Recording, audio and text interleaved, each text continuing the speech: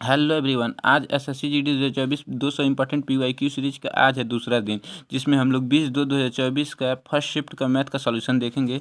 तो चलिए देखते हैं किस प्रकार का क्वेश्चन पूछा गया है। क्वेश्चन नंबर पहला है, एक परीक्षा में उपस्थित होने वाले विद्यार्थियों की कुल संख्या में से 93% विद्यार्थी उत्तीर्ण हुए और 9275 विद्यार्थी अनुत्तीर्ण हैं, तो परीक्षा में उपस्थित होने वाले विद्यार्थियों की कुल संख्या कितनी है। देखिए, मान लीजिए टोटल स्टूडेंट 100 हैं, जिसमें से 93% विद्यार्थी उत्तीर्ण हो गए, 93% विद्यार्थी जो पास हो गए, तो अनुत्तीर्ण कितने हुए हैं 7%। तो इसी 7% का वैल्यू जो है दिया है 9275। ठीक है, 9275। देखिए 9275 7 का कितना गुना है, 1325 गुना है, 1325 गुना है। तो पूछा टोटल संख्या यानी 100 का मान पूछा है, तो जो टोटल संख्या 1325 गुना ये भी हो जाएगा। तो 1325 गुना कितना होगा, 1325 गुना 100 के गुणा करेंगे तो 1325 होगा। ठीक है, उसके बाद क्वेश्चन नंबर दूसरा देखिए क्या पूछा है। क्वेश्चन नंबर दूसरा है, इसी को सॉल्व करना है, का मान ज्ञात कीजिए। देखिए आपका मतलब हो गुणा होता है, यहाँ 24 से काटेंगे, 24 चौक 96 होता है और ये 4 दूनी 8 होगा। यहाँ तक का मान आ गया 8। और देखिए इसका ये आपका मतलब भी गुणा होता है, जब यहाँ 8 भाग का चिन्ह 8 से भाग देंगे तो 4 दूनी 8 और 18 दूना 36। यहाँ से 41 गुणे 18, 41 गुणे 18 का मान ज्ञात करना। देखिए 18 का गुणा 1 में करेंगे लास्ट में तो 8 ही आएगा, तो सिर्फ केवल एक ही ऑप्शन में 8 दिया है, तो ऑप्शन 30 सही हो जाएगा। ठीक है, ऑप्शन सी सही हो जाएगा। उसके बाद क्वेश्चन नंबर तीसरा देखिए क्या पूछा है। क्वेश्चन नंबर तीसरा है, किसी धनराशि पर 40 वर्षों तक प्राप्त साधारण ब्याज उस धनराशि का 2/5 है, तो वार्षिक ब्याज की दर कितनी होगी। 2/5 ब्याज प्राप्त हो रहा है। टोटल ब्याज निकालने के लिए 100 से गुणा करेंगे, ये ब्याज होगा टोटल ब्याज, लेकिन 40 वर्षों का ज्ञात करना है तो 40 से भाग देंगे। यहाँ से भाग देंगे तो 20 दूनी 40 होगा और ये 20×5 100, 100 से 100 कट जाएगा तो केवल 1% होगा, तो 1। क्वेश्चन नंबर चौथा देखिए क्या पूछा है। क्वेश्चन नंबर चौथा है, आर एक काम को 90 दिनों में पूरा कर सकता है, कुल काम का कितना प्रतिशत आर 45 दिनों में पूरा कर सकता है। यदि आर की कार्य क्षमता 1 हो तो 90 दिनों में 90 काम करेगा और 45 दिनों में 45 काम करेगा। तो यही 45 काम 90 का कितना प्रतिशत का होगा। परसेंट निकालने के लिए 100 के गुणेंगे 45 दूना 90 होगा और 50, तो टोटल यहाँ से 50%। उसके बाद क्वेश्चन नंबर पाँचवा देखिए क्या पूछा है। क्वेश्चन नंबर 5वां है, एक विद्यार्थी ने एक परीक्षा में 75% अंक प्राप्त किए और उसे 60% अंक प्राप्त करने वाले दूसरे विद्यार्थी के अंक से 30 अंक अधिक प्राप्त हुए। परीक्षा के अधिकतम अंक कितने हैं। एक विद्यार्थी 75 अंक पर प्राप्त करता है 75% और दूसरा विद्यार्थी 60% अंक प्राप्त करता है, तो ये कितना अधिक प्राप्त कर रहा है, 15 अधिक प्राप्त कर रहा है। लेकिन कहा अधिक कितना प्राप्त कर रहा है, 30 अंक। तो 15% की वैल्यू 30 दिया है, तो यहाँ से कितना गुना होगा, 2 गुना। और तो टोटल अंक कितना का होता है 100% का, तो इसी 100% का मान पूछा है, तो 100 भी 2 गुना होगा, तो 100 का 2 गुना कितना होगा, 200। उसके बाद क्वेश्चन नंबर छठवां क्या पूछा है। क्वेश्चन नंबर छठवां है, चक्रवृद्धि ब्याज पर वार्षिक रूप से संयोजित पर रखी हुई एक धनराशि 10 वर्षों में स्वयं की 2 गुनी हो जाती है। वह समय ज्ञात कीजिए जिससे वह धनराशि स्वयं की 4 गुनी हो जाएगी। कोई धनराशि 10 वर्षों में स्वयं की 2 गुनी हो जाती है, तो कितने वर्षों में स्वयं की 4 गुनी हो जाएगी। 4 गुनी को क्या लिख सकते हैं, 2 पे 2 गुना। देखिए इसी 10 का गुणा इसी घात में किया जाता है, तो यानी 10 दूनी 20 वर्षों में, तो 20 वर्षों में हो जाएगा। 20 वर्ष किस ऑप्शन में दिया है, ऑप्शन ए में। उसके बाद क्वेश्चन नंबर 7वां है, रोहित 2320 में एक पुराना बल्ला खरीदता है और उसकी मरम्मत पर 180 खर्च करता है। यदि वह इसे 2400 में बेचता है तो हानि प्रतिशत कितने होगा। 2320 में खरीदता है और 180 खर्च करता है, तो टोटल कितना खर्च कर दिया बल्ले पे, 2320 और 180 2500 खर्च कर दिया और बेचा कितने में, 2400 में। तो यहाँ उसे हानि कितनी हुई, 100 की, 100 की हानि हुई, कितने पे, 2500 पे। इस परसेंट निकालने के लिए 100 से गुणा करेंगे, 100 से काट देंगे, 0 0 2 0 कट जाएगा, यहाँ 25 चौका 100 यानी 4% की हानि हुई होगी, तो 4% ऑप्शन बी में दिया है। उसके बाद क्वेश्चन नंबर 8वां क्या पूछा है। क्वेश्चन नंबर 8वां है, 7200 को पी क्यू आर के बीच। क्वेश्चन नंबर 8वां है, 7200 को पी क्यू और आर के बीच क्रमशः 1/2, 4 और 3/2 के अनुपात में बांटा जाता है, तो आर का हिस्सा कितना होगा। देखिए यहाँ 1/, के अनुपात में दिया, तो सीधा अनुपात क्या होगा, 1 पी है, क्यू है और आर है, 1/2 है, 1/2 और 4 है, 4 और 3/2 है। एलसीएम निकालने के लिए सब में ऊपर नीचे 2 से गुणा करेंगे, ये 2 2 कट जाएगा, तब कितना बचेगा, सिर्फ एक बचेगा। इसमें भी 2 से गुणा करेंगे तो 4 दूनी 8 हो जाएगा, और इसमें भी 2 से गुणा करेंगे तो केवल 3 बचेगा, नीचे से 2 कट जाएगा। टोटल धनराशि यहाँ हो गई कितनी, 1, 8 और 3 के अनुपात में हो गया। तो यहाँ से टोटल कितना हुआ, 8, 1, 9, 3, 12। इसी 12 की वैल्यू जो दी है 7200 दी है। तो 7212 का कितना गुना है, 600 गुना है। 600 गुना है तो आर का हिस्सा पूछा है, तो आर है कितना, 3। 3 भी 600 गुना हो जाएगा तो कितना हो जाएगा, 1800। 1800 किस ऑप्शन में दिया, ऑप्शन ए में दिया। उसके बाद क्वेश्चन नंबर 9। क्वेश्चन नंबर 9 देखिए क्या पूछा है। क्वेश्चन नंबर 9 है, 2 रेलगाड़ियां समान चाल से विपरीत दिशा में चल रही हैं, और यदि प्रत्येक रेलगाड़ी की लंबाई 320 मीटर है और वे 18 सेकंड में एक दूसरे को पार करते हैं, तो प्रत्येक रेलगाड़ी की चाल कितनी होगी। प्रत्येक रेलगाड़ी की चाल कितनी होगी, तो प्रत्येक रेलगाड़ी की चाल का है, यानी देखिए स्पीड बराबर सूत्र होता है डिस्टेंस बटे टाइम। देखिए या तो यहाँ पे 2 से गुण, देखिए दोनों रेलगाड़ियाँ हैं तो दोनों जब ए रेलगाड़ी पार करेगी, दोनों विपरीत दिशा में चलेंगे तो दोनों चालों का योग होगा। लेकिन सिर्फ एक चाल का पूछा तो हम सिर्फ एक की चाल पूछा तो सिर्फ एक की चाल निकाल लेते हैं। देखिए 320 मीटर डिस्टेंस दिया है और टाइम कितना दिया, 18 सेकेंड। देखिए यहाँ ये जो चाल आएगा मीटर प्रति सेकंड में आएगा, लेकिन हमको किलोमीटर प्रति घंटा में ज्ञात करना है, तो 5/18 से 18/5 से गुणा करना पड़ेगा। 18/5 से गुणा करने के बाद 18 से 18 कट जाएगा, और 5 से काटेंगे तो 64 बार में 64 किलोमीटर प्रति घंटा आएगा। 64 किलोमीटर प्रति घंटा ऑप्शन ए में, ऑप्शन डी में दिया है। उसके बाद क्वेश्चन नंबर 10वां देखिए क्या पूछा है। क्वेश्चन नंबर 10वां है, यदि एक आयत की लंबाई में 14.2% की वृद्धि कर दी जाती है, तो क्षेत्रफल को अपरिवर्तित रखने के लिए इसकी चौड़ाई में कितने प्रतिशत घटाई जानी चाहिए। 14% का फ्रैक्शन वैल्यू होता है 1/7। यदि जो इसकी आयत की लंबाई कितना 7 से 1 वृद्धि यानी 8 कर दी जाती है, तो इस यदि क्षेत्रफल अपरिवर्तित करना है तो कितना घटाना पड़ेगा, 8 से 1 घटाना पड़ेगा। 8 से 1 घटाना पड़ेगा परसेंट निकालने के लिए 100, यानी जब 100 में 8 का भाग देंगे तो कितना आएगा, 12.5%। ऑप्शन सी में दिया है। उसके बाद क्वेश्चन नंबर 11। क्वेश्चन नंबर 11 क्या है, क्वेश्चन नंबर 11 है, क्वेश्चन नंबर 11 दिया है, 8 दिनों तक काम करने के बाद राखी को पता चलता है कि अभी तक केवल 10% काम पूरा हुआ है। वह पूनम को काम पर रखती है जो राखी से 20% अधिक कुशल है। शेष काम को पूरा करने में उन्हें कितने दिन का समय लगेगा।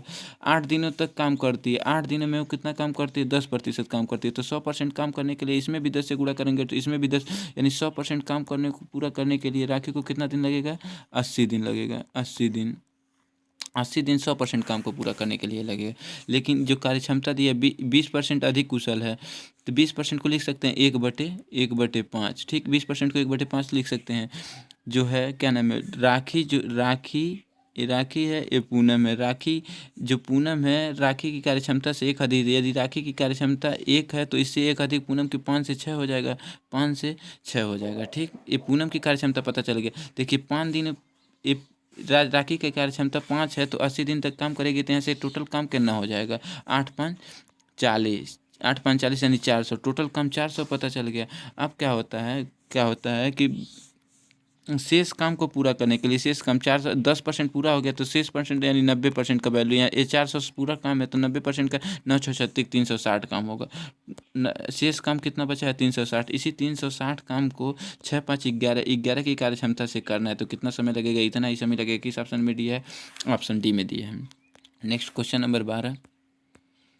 क्वेश्चन नंबर 12 है, क्वेश्चन नंबर 12 है, ए और बी दोनों 5,000 रुपये प्रति घड़ी की दर से अपनी घड़ियां बेचते हैं। ए को 25% का लाभ अर्जित करता है, जबकि बी 10% की हानि अर्जित करता है। ए और बी के क्रय मूल्यों का अनुपात क्या होगा। 25% का फ्रैक्शन वैल्यू होता है 1/4, और 10% का फ्रैक्शन वैल्यू होता है 1/10। 1/10। ए क्या करता है, 4 से 25% का लाभ, तो 4 पे 1 का लाभ करेगा, तो यानी 4 की वस्तु 5 में बेचता है। और जो बी क्या करता है, 10% की हानि, यानी 10 की बी का क्या होता है, 10% की, यानी 10 की वस्तु यानी 1 की हानि यानी 9 पे बेचता है। देखिए यहाँ पे विक्रय मूल्य सेम है, 5,000 है, तो विक्रय मूल्य सेम करने के लिए इसमें भी 5 से गुणा करना पड़ेगा और इसमें से 9। यहाँ से विक्रय मूल्य सेम हो जाएगा, 9×5 = 45, 9×5 = 45। जब इसमें 9 का गुणा हुआ तो इसमें भी 9 से गुणा करेंगे तो 36 हो जाएगा, और इसमें 5 से गुणा हुआ तो इसमें भी 5 से गुणा करेंगे तो 50 हो जाएगा। देखिए एक क्रय मूल्य हो गया, ये भी क्रय मूल्य हो गया। ये इसी का क्रय मूल्य का अनुपात पूछा है, यानी 36 और 50 का अनुपात पूछा है, तो कितना हो गया, यहाँ 2 से काटेंगे 18 दूना 36, 18 दूना 36 होगा, और यहाँ 2 से काटेंगे तो 25, यानी 18 = 25। किस ऑप्शन में दिया, ऑप्शन डी में। उसके बाद क्वेश्चन नंबर 13। क्वेश्चन नंबर 13 क्या है, क्वेश्चन नंबर 13, एक कुर्सी का अंकित मूल्य 2000 रुपये, 20% और x% की दो क्रमिक छूट देने के बाद वह कुर्सी 1400 रुपये में बेची जाती है। x का मान कितना है? एक कुर्सी 2000 है, 2000 रुपये मूल्य, इस पे x% 20% की पहले छूट दिया जाता है, जितना में बेचा जाता है, फिर इस पे x% का छूट दिया जाता है, तो 1400 में बेचा जाता है। 1400 में यहाँ से 20% का छूट देंगे तो 1600 होगा। 20% की छूट देने के बाद कितना में बेचेगा? 1600 में। अब 1600 पे भी छूट देंगे तब इसी का x का मान पता चल जाएगा। 1600 पे 1600 की वस्तु 1400 में बेचेंगे तो छूट कितना देंगे? 200। 200 की छूट कितने पे? 1600 पे। 1600 पे परसेंट निकालने के लिए गुणे 100, यहाँ 2 से काटेंगे, 2 8 16, 8 बार में, यहाँ 100 को 8 में भाग देंगे तो 12.5%। उसके बाद क्वेश्चन नंबर 14। क्वेश्चन नंबर 14 क्या है? क्वेश्चन नंबर 14 है, एक क्रिकेट टीम में 7 पुरुषों की आयु 26, 25, 21, 29, 24, 28 और 22 है। उनकी औसत आयु कितनी है? मैंने औसत आयु 20 मैंने मान लिया। 20 औसत से कितना अधिक है? 6 अधिक है। एक कितना अधिक है? 5 अधिक है। 21 कितना अधिक है? 1 अधिक है। 29 कितना अधिक है? 9 अधिक है। और 24 4 अधिक है। और 28 8 अधिक है। और 22 2 अधिक है। टोटल कितना अधिक हुआ? 6 5 11 1 12 12 12 9, 12 और 9 कितना होगा? 21 21 4 25 25 8 33 33 2 35। टोटल अधिक कितना है? 35। 35 अधिक है औसत से, तो 35 अधिक है, कितने लोगों में बटेगा? 35 और 7 लोगों में बटेगा, तो 7 5 7 से भाग देंगे 5, अभी भी औसत से 5 अधिक होगा, तो औसत 20 माना है, तो 5 अधिक कितना होगा? 25। उसके बाद क्वेश्चन नंबर 15। क्वेश्चन नंबर 15 है, 7 प्लस, इसको सॉल्व करना है, तो 7 और 33 कितना होगा? 7 33 40 होगा। 40 और इससे 44 में 2 का भाग देंगे तो 22 आएगा, और 5 में 25, यहाँ 25 चौका 100 यानी 1000। 1000 गुणे 22, 1000 गुणे 22 यानी 22,000। उसके बाद क्वेश्चन नंबर 16। क्वेश्चन नंबर 16 है, एक वर्ष में सपना का औसत मासिक व्यय वर्ष के प्रथम 3 माह के लिए 1100 रुपये, और अगले 5 महीनों के लिए 1100 रुपये, और अगले 4 महीनों के लिए 1200 रुपये था। यदि कुल वार्षिक बचत 1300 रुपये थी तो सपना का औसत मासिक आय कितना था? देखिए, यहाँ से हम लोग टोटल व्यय निकाल लेते हैं। सपना का टोटल व्यय निकालेंगे, 3 माह के लिए 1100, यहाँ 3300, यहाँ से 3300 रुपये व्यय यहाँ हो जाएगा। और 5 माह के लिए 1000 करेगी तो 5000 यहाँ पे व्यय हो गया, 5000 यहाँ पे, और 4 महीनों के लिए 4800। यहाँ से टोटल व्यय निकल जाएगा। टोटल व्यय कितना होगा? 0 0 8 3 11 का 1 5 4 9 3 12 1 13, 13,100 रुपये। और फिर ये टोटल व्यय हो गया, और बचत भी करती है 1300। 1300 बचत करेगा, 1300 बचत जोड़ देंगे तो कितना टोटल आय निकल जाएगा? कितना होगा? 14,400। टोटल 14,400 टोटल आय पता चल गया। टोटल आय ये 12 महीने का है, तो एक माह के निकालने के लिए, एक साल का, यानी एक साल में 12 माह, तो एक माह का निकालने के लिए 12 से भाग देंगे तो 12 बढ़ेंगे 144, यानी 1200 आएगा। 1200 किस ऑप्शन में दिया है? ऑप्शन सी में, ऑप्शन बी में। उसके बाद क्वेश्चन नंबर 17। क्वेश्चन नंबर 17 क्या कहा है? क्वेश्चन नंबर 17 है, यम संबंधी n का अनुपात दिया 9 संबंधी 6, तो m प्लस n और m माइनस n का मान कितना होगा? m प्लस n का है तो m 9 6 15 हो जाएगा, और m माइनस n 9 में से 6 जाएगा 3। इसी का अनुपात पूछा है तो 3 5 15, 5 संबंधी 1, ऑप्शन बी। उसके बाद क्वेश्चन नंबर 18। क्वेश्चन नंबर 18 क्या है? क्वेश्चन नंबर 18 है, किसी वस्तु का विक्रय मूल्य इतना रुपये है, 5175 रुपये है, उस वस्तु पर 25% की छूट दी जाती है, तो वस्तु का अंकित मूल्य कितना होगा? 25% छूट देंगे, मान लीजिए अंकित मूल्य 100 है, 25% का छूट देंगे तो 75, 75 में बेचेंगे। इसी 75 का वैल्यू दिया है 5175, 5175 दिया है। 5175, 75 का गिनना कितना गुना है? 69 गुना है, तो अंकित मूल्य 100 माने हैं, तो 100 भी 69 गुना कितना होगा? 69 गुना करेंगे तो 6900 हो जाएगा। 6900 किस ऑप्शन में दिया है? ऑप्शन ए में दिया है। उसके बाद क्वेश्चन नंबर 19 देख लेते हैं क्या है। क्वेश्चन नंबर 19 है, 44 आम, 121 केले और 11 सेब, उन्हें कई पंक्तियों में इस प्रकार व्यवस्थित करना है कि प्रत्येक पंक्ति में समान संख्या में फल हो, और प्रत्येक पंक्ति में एक प्रकार का फल हो।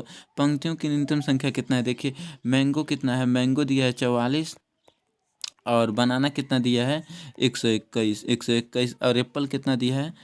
11। देखिए, यहाँ से इन सब का HCF निकालेंगे। HCF यानी सबसे बड़ी संख्या जो तीनों को विभाजित करे, तो सबसे बड़ी संख्या 11 है जो तीनों को विभाजित कर रही है, तो यहाँ से HCF हमको 11 पता चल गया। ठीक है, अब क्या करेंगे? अब सब में सबको समान संख्या में विभाजित करने की पंक्तियों की संख्या, इसे 44 में 11 से भाग देंगे तो 4 पंक्तियों में ए जाएगा, और 121 में 11 से भाग देंगे तो 11 बार में ए जाएगा, और 11 से फिर 11 में भाग देंगे तो 1 बार में ए जाएगा। यहाँ से टोटल पंक्तियों की संख्या पता चल गई।